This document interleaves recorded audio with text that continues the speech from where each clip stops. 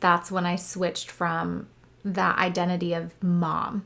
And I consider that a sacred identity that I feel is my purpose on the planet, is to be a mom first and also balance my life as working, because I want to go to work that fills my cup to make me a better mom. Hello everyone and welcome to the Home Life Insights podcast. I'm your host, Daniel Haig, along with my incredible wife and co-host, Annette Haig. This is your go-to podcast for everything related to family dynamics. Our goal is to share sparks of insights that might be helpful for your home life. Join us as we flip the script and explore the path of a stay-at-home dad. We hope you enjoy. Hello everyone and welcome back to the Home Life Insights podcast. This is episode 3, but part 2 of a 2-part series of a day in the life of a stay-at-home dad. In this episode, we're going to get to see what it's like from my perspective as the working parent of what it's like having a stay-at-home dad while I go to work. And we're going to start with a little bit about my past, because it wasn't always this way, and then go into our day-to-day schedule of what that looks like. So diving right in, let's talk about how it was for you before you had such an amazing stay-at-home husband. Yes, you are amazing for sure, and humble.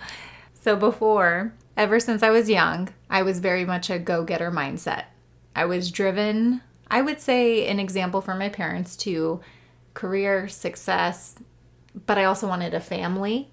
I wasn't the partier type by any means. I focused all my energy on, I would say, family and career. So in the military, my son didn't get hardly any time with me. That was devastating. So I decided to get out and go for more using my GI Bill in the career perspective, which was hard because I had to put in the years of school, which was being away from him as well. I would say my son is the biggest teacher. When he was 2, he would say, "Mom, get the busy off of you." So it really showed me how I need to value the balance of both in some way. But at that time, it was really hard because I didn't have my degree yet. I didn't have my career yet. I was, on the right path, I would say, but I just wasn't there yet. He was the one, though, that kept me focused in my mind where this will come to an end. There will be a day where I can have more time with my family and I can focus on my career and my family. So I would say now is finally the point in my life where I feel like a big girl and I have the career, I have the family, and I feel like I finally figured out the balance.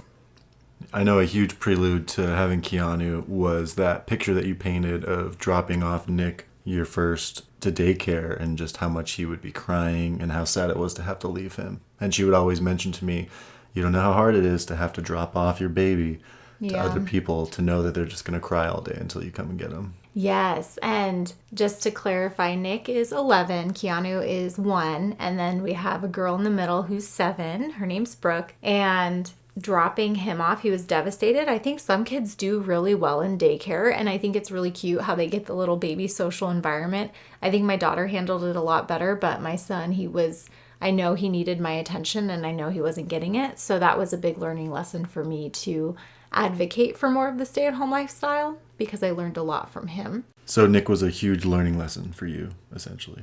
Yes. Everything I do has always been focused on him. He's my firstborn, so that's when I switched from that identity of mom. And I consider that a sacred identity that I feel is my purpose on the planet, is to be a mom first and also balance my life as working, because I want to go to work that fills my cup to make me a better mom. Yeah, those lessons from the past are definitely huge. Well, let's fast forward to present day and the more ideal situation that we've built for our family. Yeah, let's start when the alarm clock goes off. So I wake up at 6:30 now that we have the baby. I used to go to the gym with Daniel in the morning before I gave birth to him. And I just like to sleep in to get that extra sleep for me, because I'm still nursing throughout the night. And then we co-sleep. So I wake up, I feed him, we just cuddle before I know I'm going to be gone for the rest of the day. Then Daniel usually gets home about 15 minutes later, and we just kind of sit together as a family, kind of like charging our batteries almost, where we just get to be together before the day starts and we're out and about and away from each other. And about that same time, when Annette wakes up, we wake the baby up with her. So the baby has time with mom. We're teaching him to wave goodbye and, learn that it's okay to let mom go. Oh, yeah. Yeah, he's really cute how he's starting to wave now and everything. And just give him lots of love before I leave.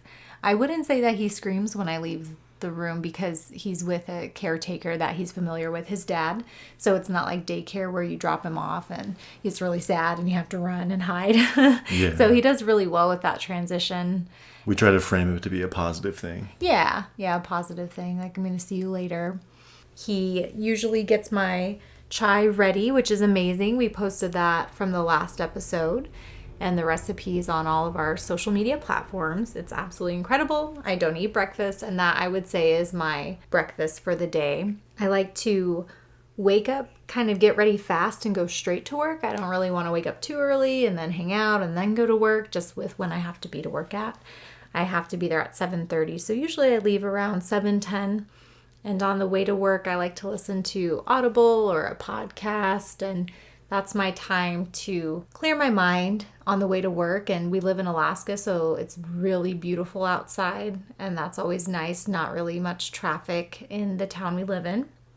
We're both really big on continual improvement and learning. So the podcasts and Audible books are huge for both of us, both for a mental component, but also a continual learning aspect.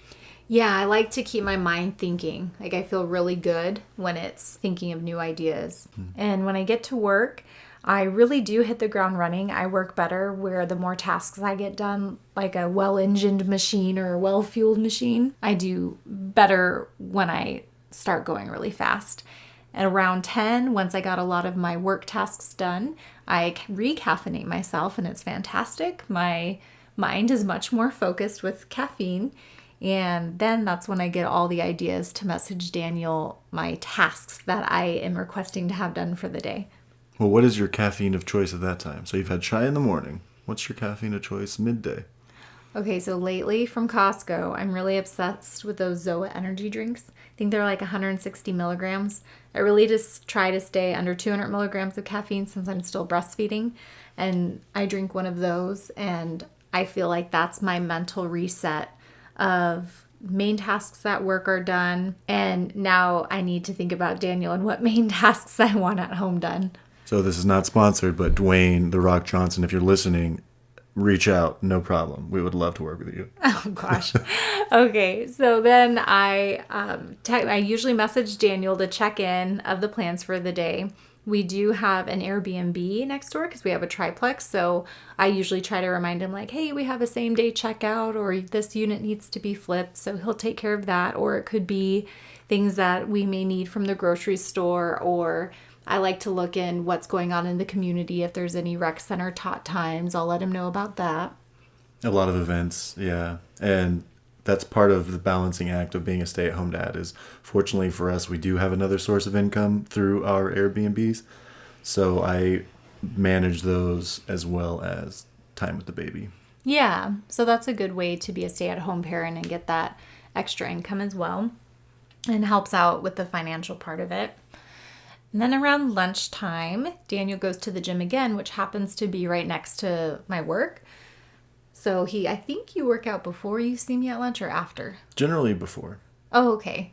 So around 12:30, I go out to feed baby. I'd like to say I eat lunch, but I don't usually. I think I get so busy working that I forget to eat. And that's an amazing creature that's always been great at being fueled just by oxygen and minimal water. Yeah. How her body survives, I don't know. I don't think I eat. I don't think I drink. I don't think I go to the bathroom until I don't even know when. But I think I like the contrast of it. I feel fueled to get things done where I'm like, okay, I really got to go to the bathroom, but first I have to get all these done really fast, then I'll go to the bathroom. And same thing with eating. I feel like a caretaker for two, where I have to check in and be like, have you ate today? Have you drank water today? Yeah, I'm pretty bad about that. But honestly, as a nurse, I feel like that's nothing new, but something can be improved upon for sure. I think it works best when he brings me food ready to go because I have no choice. It's right in front of me and then I'm hungry, so it works out really well. But my main focus at lunch is to see the baby and my husband and get to feed him. He's always so excited when he gets to see me. So I really like that midday break so it doesn't feel like I'm gone from him that much all day. Yeah, it's really cute because when I pack up Keanu to go see his mom, we'll say like "Mama," and then he'll repeat it because he knows and he's excited to go in his car seat to go, work out with Daddy at the gym and then go see Mom. Oh, that's really cute. Yeah, Yeah, it's going to be interesting when he starts walking when you go to work out at the gym. bigger car seats. Yeah. And when the weather's nice, we usually will go for a walk around the block at my work, and it's really pretty. But since it's getting a lot colder and in Alaska and icy roads, we kind of just hang out inside. But usually we try to get the exercise, which is nice, more in the summer. And then I get back to work, and after work, I usually get off at 5, depending on what day it is, depends on what I do. I actually started, now that Daniel's being a stay-at-home dad, I go to a jazz dance class on Wednesday nights, which has been really fun. I love dancing. I'm not a dancer, but it's fun to learn, and it definitely challenges your body and your mind in a whole different way, especially if you didn't grow up doing it. So I do that Wednesday nights, and it's right down the street from me, so there's really no excuse. It's the perfect time. I get off work on my way home, go straight to dance class, and then home after. I think that's a huge point that I want to focus on as well. That's something Annette and I are big on, is stuff that's going to validate our identity, but also with supporting each other to go outside of the box of things that we're interested in. So Yeah. I am super focused on fitness, and I like to try new sports and new things. We're always encouraging each other to go out and do that as much as we can. And then for Annette, she needs that balancing point of not just working all the time. Yeah. For me, it can't just be work and home all the time. I have to have that extracurricular activity where my mind gets challenged and zoned out and activated in a different way. And then it's nice too, because I wouldn't do it if it was further away or if the class was longer or if it cut more into the nighttime. I just wouldn't do it. So finding something that fits really well on the way home, right when I get off work and I live right down the street after, is really nice. Yeah, seizing the opportunity of the interests. Yeah. And it happens to be that after Wednesday, or after dance class on Wednesday, we go to open volleyball at the rec center, which is really fun. I know a lot of cities have rec centers and different types of events, and we really enjoyed going to volleyball. Keanu and the kids do really well so far, so that's always nice where we both get to go and with them. And then Fridays, I actually use some of my leave time to get off work a little early. On Fridays, there's a 4 o'clock happy hour flow yoga where it's a $5 drop-in. And I think a lot of yoga facilities do that as well. And that's super nice because, especially it being on a Friday, it's like it completes my work week. I try to be really good at leaving work at work and home is home. So when I'm off, I am off. I am not carrying my day-to-day tasks in my mind. And that's part of why I try to be really efficient and on top of it as much as I can at work, because I really do care and I'm dealing with, or I'm caring for patients.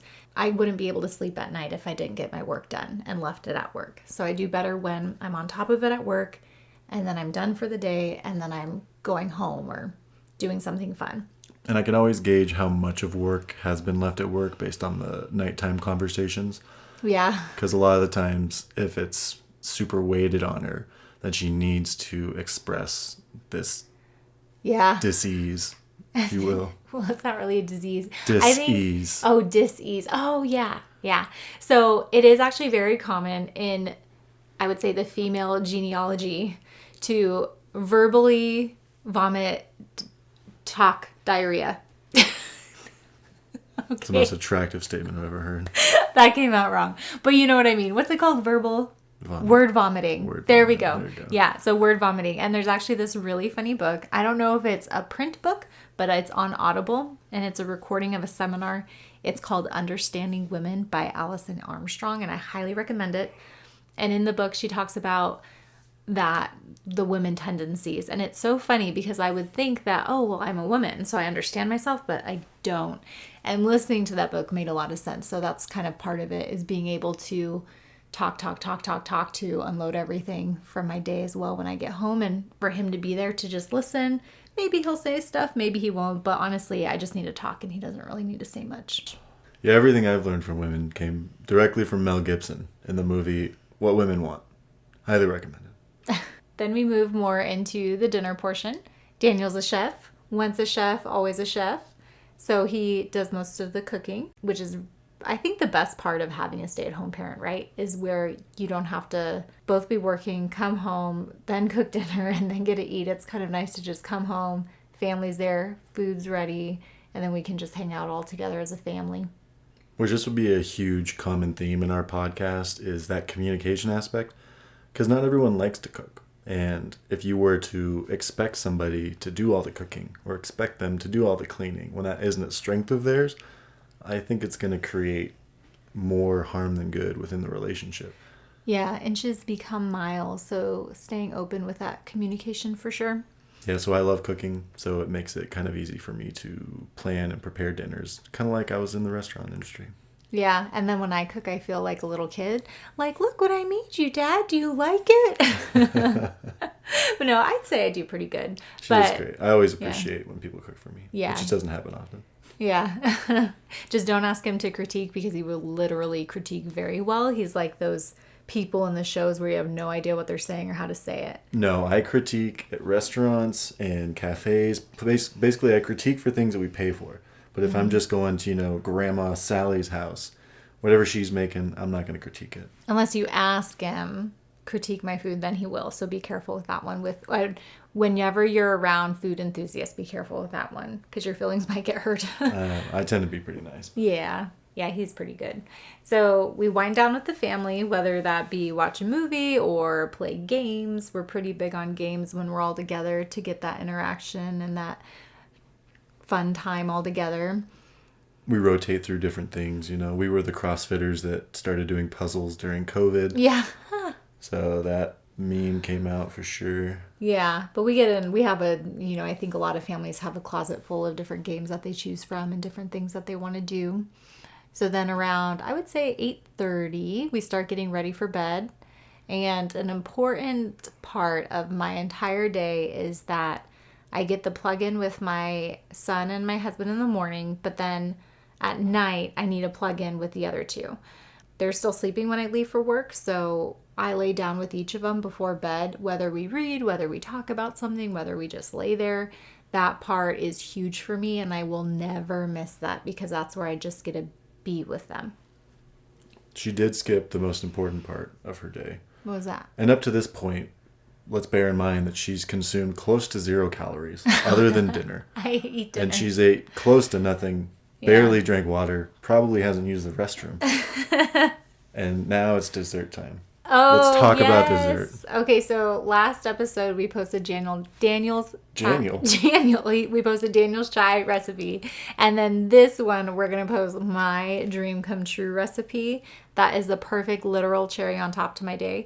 So what I do, I get out a double broiler, which is just like a bowl in a pot, and I boil water to melt. Double boiler. Yes. And I boil the water. It's not a broiler. I don't know what it's called. But basically, you heat up the water so it steams the bowl to melt chocolate chips. And a little bit of coconut oil to make that consistency nice and smooth. And then you get the frozen dark chocolate cherries. Not the maraschino ones that are bright, the dark ones. Dark sweet cherries. They're not dark chocolate. So she just gets frozen dark cherries. Yes. And then you mix it all in. And you put it in the freezer. So I like to be in the habit of after dinner, I clean up the dishes because I know Daniel cooks. So I really try to put away the food, grab the dishes. We make the kids do their own. And I get the chocolate melting while I clean up. And then I mix in those frozen berries, put in their freezer. And by the time I'm done with everything, it's like this perfect chocolatey bark. That's delicious. And the cherries are really good for melatonin. I mean, the chocolate probably has caffeine in it, but that's okay. But I'll post that as well because it's super delicious. It is really good. And when we're talking about the chocolate, imagine what you would put into an entire chocolate chip cookie recipe. This is what Annette is consuming at dessert time. No, it's like a half. It's like a half cup, and it's like chunks, so it's like aerated. So I would say like a 4th cup. Yeah. Which is like 4 tablespoons if you think about it in a girl math perspective. Girl math. So yes, then I lie down with each of the kids. And to finish off my night, my favorite part, because it feels like the completion to the end of the night. So everybody has had my time. We're winding down to go to bed. And we have a cold dip outside. I think we mentioned that in the last episode, yeah? I believe so. Cold dipping? Yeah. So it's outside, which is nice because it's just in the natural Alaskan environment under the stars, the clouds, what have you. and go in, break up the ice, and I feel like it just fully resets my body. So anything I am thinking about is gone because I'm freezing. All I'm thinking about is the moment right then and there. And then for me, I like cold dipping at night because it's better to sleep colder. So I feel like it reduces my inflammation. And even if I try to go for 10 solid breaths, but sometimes I'll do less, sometimes I'll do longer. And then I go in and go to sleep. Yeah, she listens to her body just as I do. But for Annette, she's breastfeeding, so she generally will almost always put her feet in. Yeah. Sometimes up to her chest. Yeah. Yeah, I try not to go in past, I would say, Belly just button. underneath my bra line is what I really try to shoot for. And if I'm, not feeling as motivated, I will, after he's done with his bath, I turn it on the very, very cold because in Alaska it comes out super cold, like 35 degrees. And then I at least just get my feet. So that's kind of a quick way of doing it as well. And it's really important to listen to your body, especially with any of these extremes. For me, cold dipping at nighttime, after having taken such a hot bath, the contrast can like wire me too much, or it can be too big of a shock that doesn't help me sleep. But I will always tend to get cold in one way or another. So just something to bear in mind if you're going to experiment with cold therapy is I prefer mine earlier in the day, even though after my hot bath, I take a cold shower or go stand outside in the cold. Annette can handle direct coldness, and then sleeping, it helps her. Yeah. So overall, that's kind of a wrap up of a day in the life of having a stay-at-home dad with a working mom. On the weekends, though, our big routine is we try to wake up before the kids wake up. And we are very fortunate enough to get a sauna during COVID, which is now finally paid off.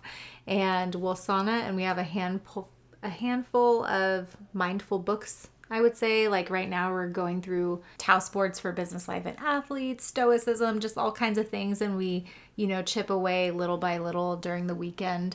And that's a really nice setup into the weekend. And weekends now, instead of being go, go, go, everything we didn't get done during the week is now, hey, what do you want to do? And it's super great. We've gotten more into the community, going to libraries, different events going around town.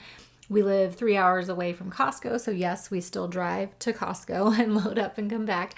So yeah, it's just a lot more fun and easygoing versus being so busy and getting all the stuff done on the weekend. That's what's so beneficial about this lifestyle for us, is that we get to be dynamic in our choices. We started exploring podcasting and going into that realm to kind of help give insights into our home life, thus the name, but also to offer perspectives for other people who may be on the fence or maybe struggling with a situation that they're in, just to give them perspective. Yeah, what life is actually like, and everyone's different. Everybody has a different path of what works best for them. But this is just what our life is like so far, and it could always change, as the kids get older. But I like to think of it as energy can never be created nor destroyed, right? It can just be transferred. So instead of transferring all that busyness, like my son said 10 years ago, get the busy off of you, now we just transfer that into more quality over quantity time with the family, and it's really nice. And balancing the things that we want to do with the things that we have to do. Yes. Such as paying bills. Oh, yes. The financial barrier of having a stay-at-home parent. So in the next episode, we're going to talk about finances and how we made it work.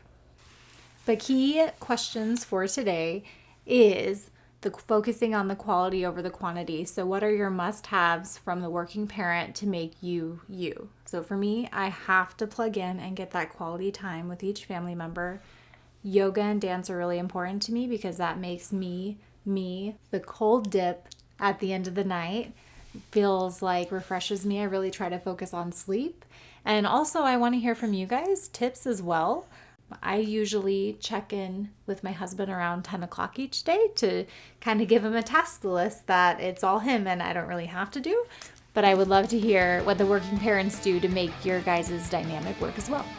Yeah, how do you balance your work life with your home life? Yeah, and we will see you next time. See you next time.